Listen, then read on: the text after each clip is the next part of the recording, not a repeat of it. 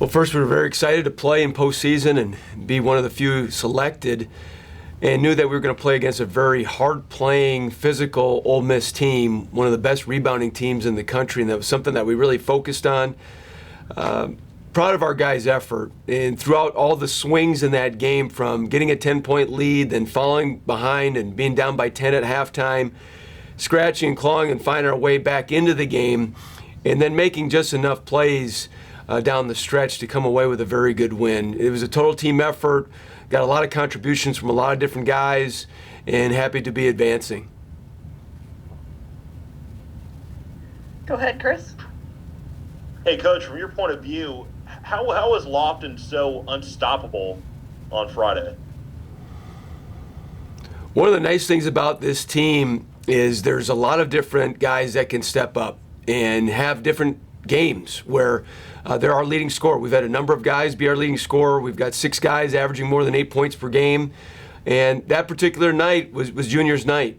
And the way that they were guarding the post, the way that his teammates were finding him, the aggression that he was playing with on the block, getting to the free throw line, getting offensive rebounds, a number of different things.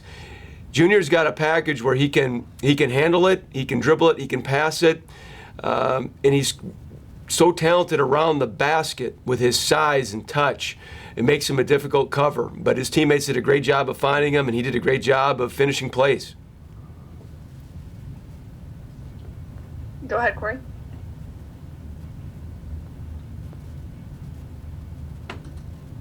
Sorry, I couldn't get my mute button to work there. Eric, we've talked a lot this season about just the sheer amount of youth that was going to be on this team. And guys, like you were just talking about, like Junior, who were going to really be playing their first significant minutes of collegiate basketball this year. So fast forward to before the game the other night. What challenge did you lay out for those younger guys who had never really been in that atmosphere before? Was it a challenge from the coaching staff to say, hey guys, we're in postseason play now, let's see what you can do, or was the feeling around that young group of guys was one of more comfort? I've been telling our underclassmen really for the last couple of weeks leading into the conference tournament, or even the last week or two of the regular season, to not think of themselves as freshmen or sophomores anymore. That they've experienced enough basketball this year to really move past that and have that type of confidence and understanding of what it is that we need to do to be successful in these ball games. The difference with postseason play, and especially in this NIT, is just knowing that if you come up short, that's the end. And what we've talked our whole team about is just knowing that, hey, this is not to do anything more special or do anything different. It's just trying to play our best basketball now. And we've had great moments throughout the season. We just want to be more consistent. And that's whether you're a freshman, sophomore, junior, or senior. And just us coming together, being more excited, enthusiastic than any other team we play, and then being able to execute better than we have all year long. Go ahead, Ben. Coach, now that you've had the opportunity to process the win for a few days and kind of, turn the script towards Western Kentucky, what have you noticed different about the Hilltoppers from the first time you guys met early on in conference play? First thing is their personnel is a little bit different. They're playing Anderson at the 4 a lot, which gives them a driver, athlete, and he's making some perimeter shots as well. So they're just different with the way that they're structuring their team, but they're still centered around Charles Bassey, who's inside, outside, defending at the rim, rebounding the basketball. He's a Conference USA Player of the Year, someone that we've got to really figure out how to contain. And also, other things that they're doing are very similar. They're dynamic in transition. They'll change up defenses from time to time. They're playing very good basketball, and a great team. Just happens to be a Conference USA team that we're familiar with. They're familiar with us, and provides a great matchup on national television on Thursday. Go ahead, Chris. Coach, does a disadvantage or advantage even exist when you face a team 3 times in one season? I think the advantage is that you have some real familiarity with the opponent, but they have the same in us. there's just a difference in the whole idea of it. Whereas Ole Miss, it's a team that you're preparing for the first time, don't know a whole lot about, and that is normal in postseason play. But this team, we played twice. Now it's been some time. We played them the first week of January.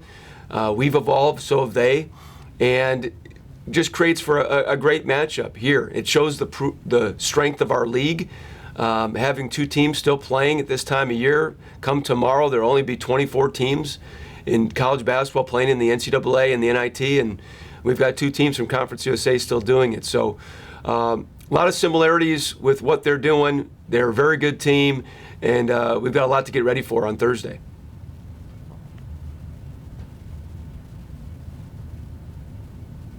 Go ahead, Ben.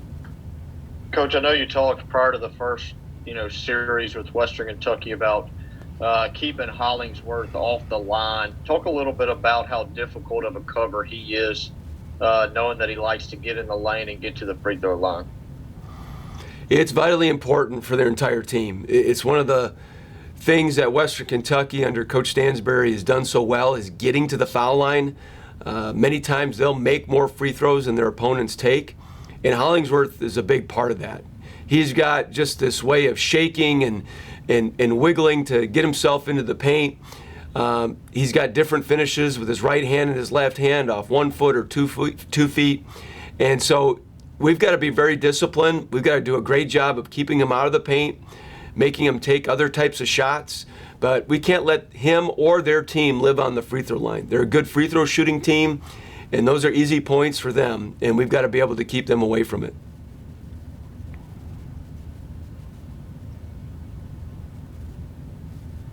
Anything else for Coach? Go ahead, Corey. Erica, I think we talked briefly about this after the game the other night, but with Conference USA having 2 teams remaining in this tournament, and there are only 8 teams remaining, just from an exposure standpoint, just how important the first round game with Ole Miss was, and how even more important that you guys get another opportunity in a national tournament to continue to get the Louisiana Tech brand out there. It's great. I mean, it's great for our league. Most importantly, it's great for our basketball program and university to represent, our state. And that's all we really want to do is we want to make our alumni, we want to make our president, our athletic director, and everybody associated with Louisiana Tech proud by how hard we play and how we represent everybody. And to do that on a national stage and be on ESPN2, there's a lot of eyeballs on that channel. And to play at a high level when there's not a whole lot of basketball games being played is really special for a lot of people to watch our team, to watch our players, and to see our school on national television. So we don't take that lightly. It's something that we talk about. It's a great honor and something that we're really excited about.